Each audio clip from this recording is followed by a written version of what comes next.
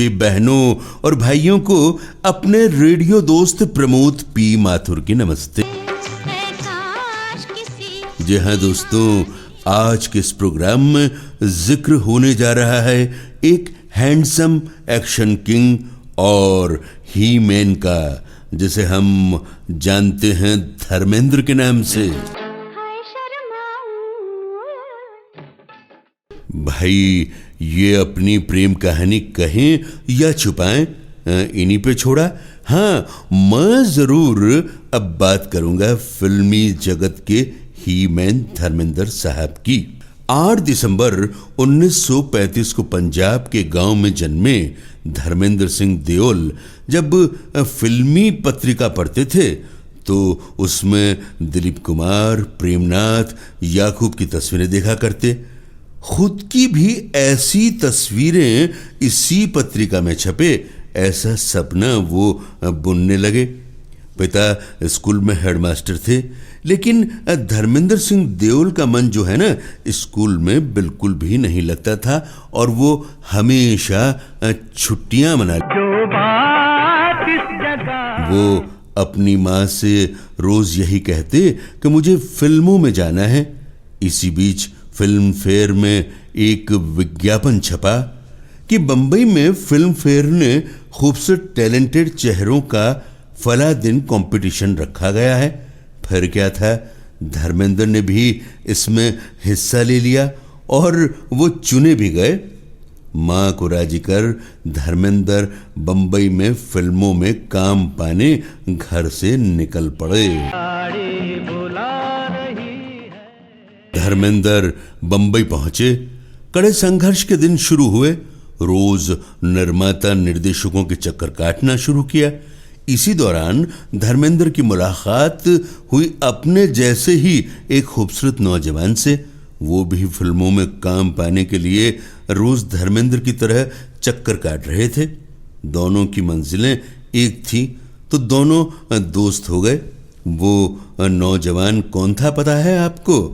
अगर आप जानते हैं तो अच्छी बात है, और नहीं जानते हैं तो मैं बता दूं, वो नौजवान था भारत, यानी मनोज कुमार साहब। किसे मालूम था कि आने वाले समय में ये दोनों नौजवान लाखों करोड़ों के दिलों पर राज करेंगे। अर्जुन हिंगोरानी की फिल्म दिल भी तेरा हम भी तेरे में धर्मेंद्र पहली बार पर्दे पर आए। आगे चलकर अर्जुन हिंगोरानी की 3 फिल्में और आई, कब, क्यों और कहां, कातिलों के कातिल और कहानी किस्मत की। इन तीनों ही फिल्मों में धर्मेंद्र बतौर हीरो आए। देखो आँख मेरी लड़ी है, आँख जिससे लड़ी है वो पास मेरे खड़ी है। 1960 के दशक में धर्मेंद्र एक रोमांटिक हीरो के रूप में जम रहे थे। उस दौर की कुछ खास फिल्में जो रहीं, अनपढ़, काजल, पूर्णिमा, आकाशदीप, अनुपमा, आए दिन बाहर के, खामोशी, देवर, शिकार और सत्यकाम। सत्यकाम उस दशक की सबसे बेहतरीन फिल्म धर्मेंद्र साहब की कही जाती है।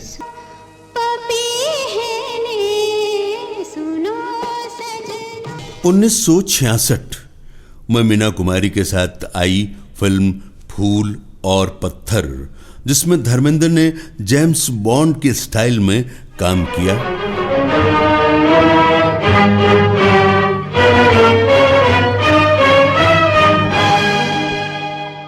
फूल और पत्थर के रिलीज के बाद धर्मेंद्र की इमेज जो है ना, एक एक्शन किंग हीरो की बनने लगी थी। और इधर मीना कुमारी और धर्मेंद्र के बीच प्रेम के किस्से जो है ना, आम होने लगे।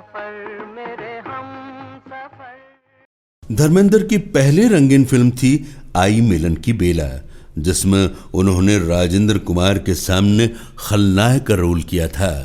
इस फिल्म में धर्मेंद्र जब पहली बार पर्दे पर आते हैं तो तालियों की गड़गड़ाहट जो है ना, पूरे हॉल को गुंजा दिया करती थी। धर्मेंद्र साहब की ये वो पहली फिल्म थी जो रंगीन थी। धर्मेंद्र साहब को भी इस फिल्म का बड़ा इंतजार था कि मैं कलर फिल्म में जो है कैसा लगूंगा।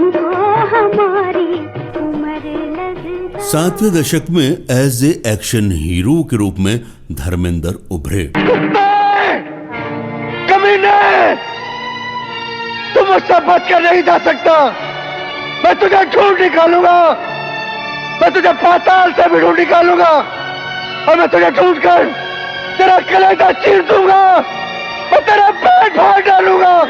हरामजादा, तुम मुझसे बचकर नहीं जा सकता, तुम मुझसे बचकर नहीं जा सकता।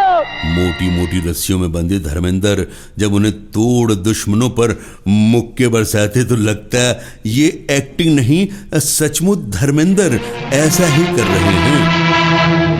प्रताप, तुम्हारे एक और उल्लू के पट्टे को तुम्हारे हवाले करने आया। कौन है ये घनचक्कर? वेरी गुड, एक तो चोरी, ऊपर से सीना चोरी। अपने भेजे हुए जासूस को नहीं पहचान सकते? बका मत, चिल्ला मत। मैं तुमसे भी ज्यादा ऊंची आवाज में बोल सकता हूं। तुम्हारी इसी जलन ने मुझे एक बार नहीं 10 बार नुकसान पहुंचाने की कोशिश की है। ये गलत है।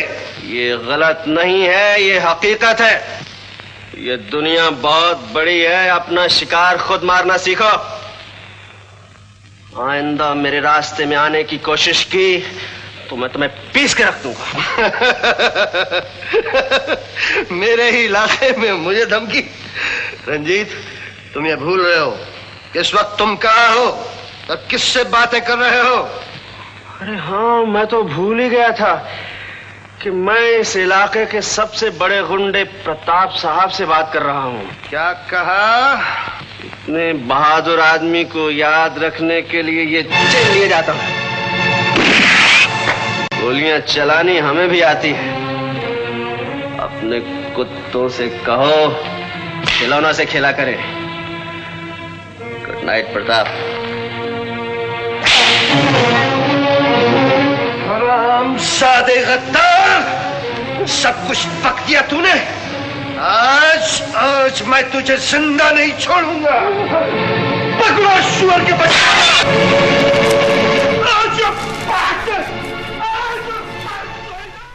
मेरा गांव मेरा देश, लोफर, यादों की बारात, जुगनू जैसी कई एक्शन फिल्में धर्मेंद्र ने की।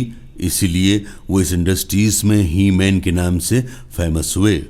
1975 में आई शोले, जिसने फिल्मी इतिहास के सभी रिकॉर्ड तोड़ डाले। फिल्म शोले का विरू आज भी लोगों के दिलों पर राज कर रहा है। शोले में एक्शन के साथ साथ धर्मेंद्र ने अपनी कॉमेडी का जौहर भी दिखाया था। याद तो होगा ही आपको। अगर अपने यार की जिंदगी चाहिए तो जरा कुछ नाच गाना दिखा दो हमको भी। नहीं, बसंती, इन कुत्तों के सामने मत नाचना। सांभा।